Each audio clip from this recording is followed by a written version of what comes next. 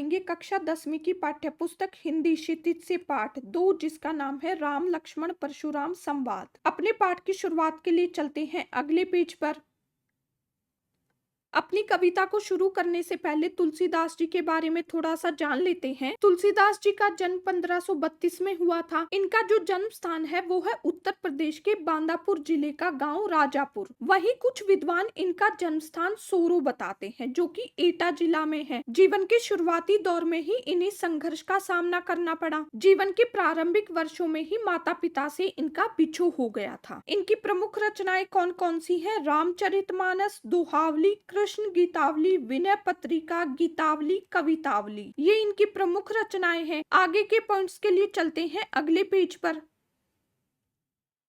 तुलसीदास द्वारा रचित प्रमुख रचनाएं हमने पिछले पेज में पढ़ ली हैं। किन्हीं दो प्रमुख रचनाओं के नाम आपको कमेंट सेक्शन में कमेंट करने हैं। तुलसीदास अवधी और ब्रज दोनों भाषाएं जानते थे। इन्होंने रामचरितमानस की रचना अवधी भाषा में की है और कवितावली तथा विनय पत्रिका की रचना ब्रज भाषा में की है। सन 1632 में इनकी मृत्यु हो गई थी। हमारी जो ये कविता है राम लक्ष्मण परशुराम संवाद, ये अंश रामचरितमानस के बाल कांड से लिया गया है। अब इस कविता में क्या है, किस चीज का वर्णन किया गया है, संक्षेप में जान लेते हैं। देखो होता क्या है, सीता जी के विवाह हेतु स्वयंवर कराया जाता है। स्वयंवर की शर्त ये थी कि राजसभा में मौजूद जो कोई राजा शिव धनुष को उठाकर उस पर प्रत्यंचा चढ़ा देगा, उससे सीता जी का विवाह करा दिया जाएगा। राम जी आते हैं धनुष पर प्रत्यंचा चढ़ाने के लिए। जैसे ही वो शिव धनुष को उठाते हैं प्रत्यंचा चढ़ाने के लिए, शिव धनुष भंग हो जाता है, टूट जाता है। शिव धनुष के टूटने पर बहुत तेज ध्वनि उत्पन्न होती है, गर्जन उत्पन्न होती है। उस गर्जन से मुनि परशुराम को शिव धनुष के भंग होने का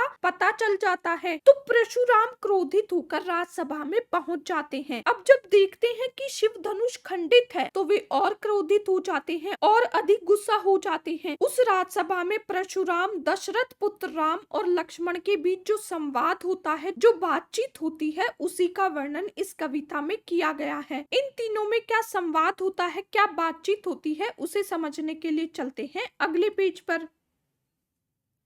राम, लक्ष्मण और परशुराम जी के बीच में क्या संवाद होता है, क्या बातचीत होती है, उसी को हम लाइन बाय लाइन समझेंगे। नाथ संबुधनु भंज निहारा, हुई केहू एक दास तुम्हारा। देखो जब परशुराम राजसभा में आते हैं और शिव धनुष को खंडित पाते हैं, टूटा हुआ पाते हैं, तो वे क्रोधित हो जाते हैं। शिव जी जो थे वो परशुराम के गुरु थे। अपने गुरु के धनुष को टूटा हुआ देखकर वो गुस्सा हो जाते हैं, क्रोधित हो जाते हैं और पूछते हैं कि ये शिव धनुष किसने तोड़ा है। नाथ संबुधनु भंज निहारा, हुई केहू एक दास तुम्हारा। श्री राम जी हाथ जोड़कर कहते हैं कि हे नाथ, शिव के धनुष को तोड़ने वाला आपका कोई दास ही होगा, आपका कोई सेवक ही होगा। आयसु कहा कहिए किन मोही, सुनी रिसाई बोले मुनि कोही। शिव जी के धनुष को राम जी ने तोड़ा है और उन्होंने मान भी लिया है। अब श्री राम जी परशुराम को कहते हैं कि कहिए क्या आज्ञा है, क्या आदेश है, आप मुझसे क्यों नहीं कहते। राम की ये बात सुनकर मुनि परशुराम क्रोधित होकर बोलते हैं, क्या बोलते हैं, सेवकू सोजो करे सेवकाई,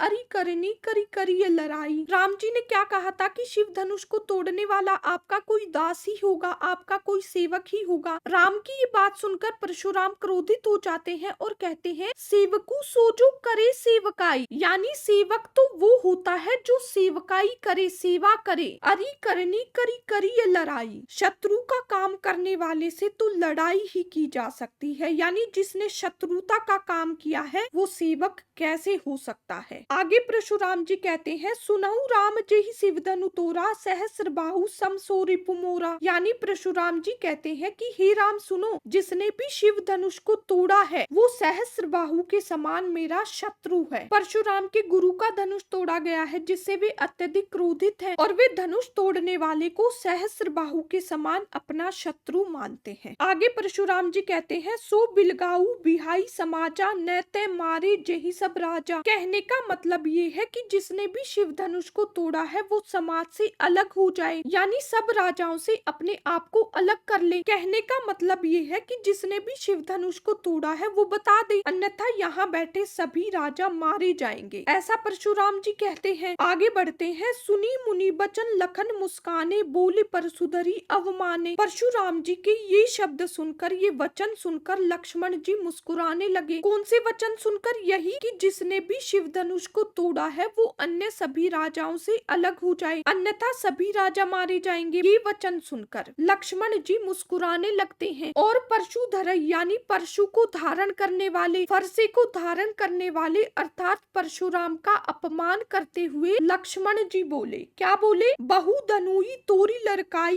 कबहु न असिरिस किन्हीं गोसाई। लक्ष्मण जी कहते हैं कि ऐसे बहुत से धनुष तो हमने बचपन में भी तोड़े हैं, तब तो किसी ब्राह्मण ने या किसी मुनि ने या आपने ऐसे क्रोध नहीं किया, तब तो आप ऐसे क्रोधित नहीं हुए। यही धनु पर ममता के ही हेतु सुनी रिसाई भृगुकुल केतु। यानी लक्ष्मण जी कह रहे हैं कि बचपन में हमने बहुत से धनुष तोड़े हैं, तब तो आप गुस्सा नहीं हुए, क्रोधित नहीं हुए, फिर इस धनुष पर ममता कैसी, या इस धनुष पर ममता क्यों? सुनी रिसाई भृगुकुल केतु। लक्ष्मण की ये बात सुनकर भृगु वंश की ध्वजा, कौन? परशुराम। परशुराम जो थे वो भृगु वंश के थे, इसलिए इनको भृगुकुल केतु भी कहा जाता है। तो लक्ष्मण के ये वचन सुनकर भृगुकुल केतु क्रोधित होकर बोले। क्या बोले? रे नर बालक काल बस बोलत तो ही न संभार। यानी हे राजपुत्र, कालवश होने के कारण तुम्हें ये पता ही नहीं है कि तुम क्या बोल रहे हो, यानी तुम काल के वश में हो, इसलिए तुम्हें ये मालूम नहीं है कि तुम क्या कह रहे हो। धनुई सम त्रिपुरारी धनु विदित सकल संसार। आगे परशुराम जी कहते हैं, क्या ये शिव धनुष अन्य धनुषों के समान था? ये तो सारे संसार को पता है, सारे जगत को पता है कि ये शिव धनुष है, अन्य छोटे मोटे धनुषों के समान नहीं है। ये सारे संसार को पता है, सारे जगत को पता है। इन तीनों के बीच आगे क्या संवाद होता है उसको समझने के लिए चलते हैं अगले पेज पर।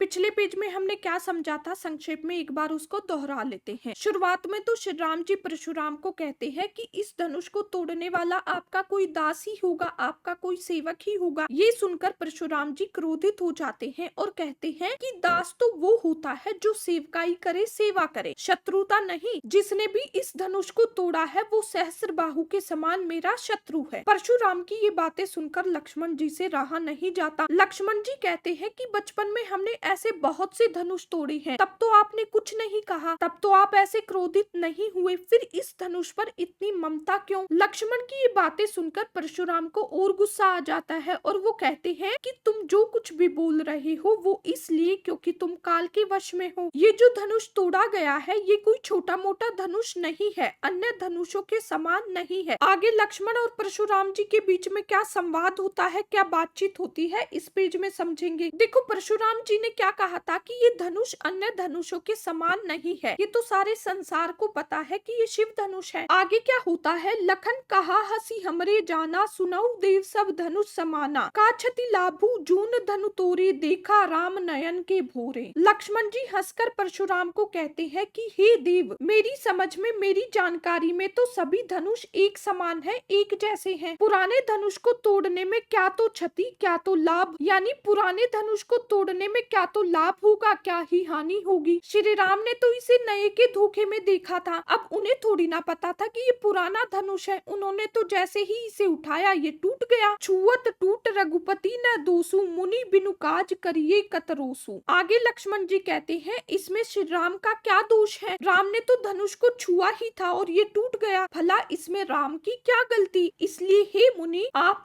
अकारण यानी बिना किसी कारण के क्रोधित क्यों हो रहे हो, आप बिना किसी कारण के गुस्सा क्यों हो रहे हो। अब जब परशुराम जी ने लक्ष्मण की ये बात सुनी तो क्या बोलते हैं, बोले चिते परसु की ओरा, रेसठ सुनहि सुभाव न मोरा। लक्ष्मण की बातें सुनकर परशुराम जी को क्रोध आया तो परशुराम जी अपने फरसे की ओर देखकर बोले। क्या बोले, रेसठ सुनहि सुभाव न मोरा, यानी रे मूर्ख, तुमने मेरे स्वभाव को अभी नहीं सुना है, यानी मेरे स्वभाव को अभी नहीं समझा है, मेरे स्वभाव को अभी नहीं जाना है। आगे परशुराम जी कहते हैं, बालकू बोली बंधो नहीं तोही, केवल मुनि जड़ जाने ही मोही। परशुराम जी लक्ष्मण से कहते हैं, मैं तुम्हें बालक समझकर तुम्हारा वध नहीं कर रहा हूँ, तुम्हारी हत्या नहीं कर रहा हूँ, तुम तो मुझे केवल एक मुनि समझ रहे हो, केवल एक साधु समझ रहे हो। बाल ब्रह्मचारी अति कोही, विश्व विदित क्षत्रिय कुलद्रोही। परशुराम जी कहते हैं कि तुम मुझे केवल एक मुनि समझ रहे हो, एक साधु समझ रहे हो। मैं बाल ब्रह्मचारी और अत्यधिक क्रोधित हूँ। सारे संसार को ये पता है, सारा संसार ये जानता है कि मैं क्षत्रिय कुल का द्रोही हूँ, अर्थात क्षत्रिय कुल का शत्रु हूँ, क्षत्रिय कुल का दुश्मन हूँ। आगे परशुराम जी कहते हैं, भुजबल भूमि भूप बिनु कीनी, विपुल बार मही देवन दीनी। यानी मैंने अनेकों बार अपनी भुजाओं के बल पर इस भूमि को, इस धरा को भूप विहीन किया है, राजाओं से विहीन किया है और उन राजाओं की भूमि को ब्राह्मणों को दान में दिया है। सहस बाहुभुज छेद निहारा, परसु बिलोकु महिप कुमारा। परशुराम लक्ष्मण जी को कहते हैं, हे राजकुमार, हे राजा के पुत्र, इस फरसे को देखो। उनका जो हथियार है उसकी बात कर रहे हैं कि हे राजपुत्र, इस फरसे को देखो, मैंने इस फरसे से सहस्र बाहु की भुजाओं को काटा है। मातु पितही जनी सोच बस, करसी महिष किशोर, गर्बन के अर्बक दलन, परसुमोर अति घोर। आगे परशुराम जी कहते हैं कि हे राजकुमार, अपने माता पिता को चिंतित मत करो, अपने माता पिता को शोकग्रस्त मत करो। ये फरसा इतना भयंकर है कि इसके डर से ही गर्भ में पल रहे बच्चे गर्भ में ही नष्ट हो जाते हैं, गर्भ में ही मर जाते हैं। ये परशुराम जी ने अपने बारे में बता दिया कि मुझे केवल साधारण मुनि मत समझना, मैं बाल ब्रह्मचारी हूँ, क्षत्रिय कुल का दुश्मन हूँ। मेरा फरसा इतना भयंकर है कि मैंने इससे सहस्र बाहु की हजारों भुजाओं को काटा है और इसके डर से गर्भ में पल रहे बच्चे गर्भ में ही मर जाते हैं। परशुराम की ये सारी बातें सुनकर लक्ष्मण जी क्या बोलते हैं उसको समझने के लिए चलते हैं अगले पेज पर।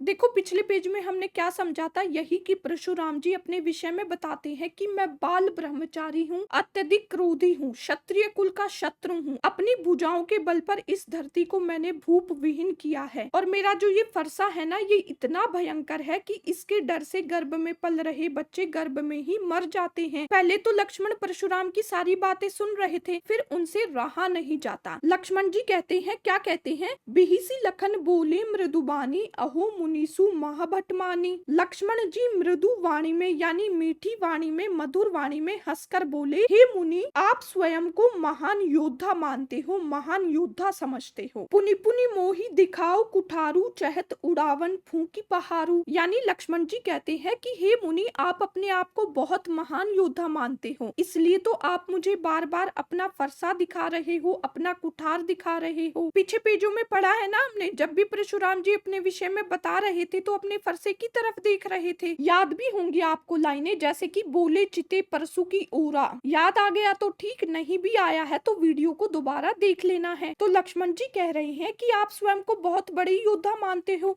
इसलिए तो आप मुझे बार बार अपना फरसा दिखा रहे हो। चहत उड़ावन फूंक की पहाड़ू, यानी लक्ष्मण जी कहते हैं कि आप तो फूंक से पहाड़ उड़ाना चाहते हो। देखो यहाँ पर लक्ष्मण जी अपने आप को पहाड़ बता रहे हैं, तभी तो परशुराम जी को कहते हैं कि आप अपने आप को महान योद्धा मानते हो, इसलिए आप फूंक से पहाड़ उड़ाना चाहते हो। आगे लक्ष्मण जी कहते हैं, यहाँ कुंबड़बतिया कोऊ नाही, जे तर्जनी देखी मर जाही। यानी यहाँ पर कुंबड़बतिया कोई नहीं है, मतलब यहाँ पर छुई मुई का पौधा कोई नहीं है जो कि आपकी उंगली देखकर कुम्हला जाए, आपकी उंगली देखकर मुरझा जाए। आगे लक्ष्मण जी कहते हैं, देखी कुठारू सरासर बाना, मैं कछु कहा सहित अभिमाना। यानी लक्ष्मण जी कह रहे हैं कि मैंने आपके कुठार और धनुष बाण को देखकर ही ये सब कहा है। कहने का मतलब ये है कि लक्ष्मण जी ने अब तक जो कुछ भी कहा है वो परशुराम के कुठार और धनुष बाण को देखकर ही कहा है, ऐसा लक्ष्मण जी अभिमान से कह रहे हैं। भृगुसुत समझी जनेऊ बिलोकी, जो कछु कहूँ सहू रिस रोकी। लक्ष्मण जी कहते हैं कि भृगुसुत समझकर, जनेऊ देखकर, यानी आपको ब्राह्मण समझकर आपने जो कुछ भी अभी तक कहा है वो सब मैंने अपने क्रोध को रोककर, अपने गुस्से को वश में कर कर सब कुछ सुन लिया है। यानी आप जो कुछ भी कह रहे हैं वो मैं सुन रहा हूँ। सुर महिसुर हरिजन अरुगाई, हमरे कुल इन पर न सुराई। लक्ष्मण जी कहते हैं कि हमारे कुल में, हमारे परिवार में देवता, ब्राह्मण, भक्तों और गाय पर वीरता नहीं दिखाई जाती। बंधे पापू अब कीर्ति हारे, मारतहु पाप परिय तुम्हारे। लक्ष्मण जी कहते हैं कि यदि हम इनसे लड़े और हमारे हाथों इनका वध हो जाए तो हमें तो पाप ही लगेगा, और हार जाए या हार मान ले तो अपयश होगा, अपकीर्ति होगी, बेइज्जती होगी। इसलिए यदि आप मुझे मार भी दें तो मुझे तो आपके पैरों में ही पड़ना होगा। कोटि कुलिसम बचन तुम्हारा, व्यर्थ धरऊ धनु बाण कुठारा। आगे लक्ष्मण जी परशुराम को कहते हैं कि आपने व्यर्थ ये धनुष बाण और कुठार धारण किए हैं, आपके तो वचन ही इतने कठोर हैं, यानी आपके वचन ही करोड़ों वज्रों के समान हैं कि सामने वाला आपके वचनों को सुनकर ही घायल हो जाए। जो बिलो की अनुचित कहेऊं क्षमऊ महामुनि धीर, सुनी सरोष भृगुवंश मणि बोले गिरा गंभीर। लक्ष्मण जी कहते हैं कि हे मुनि,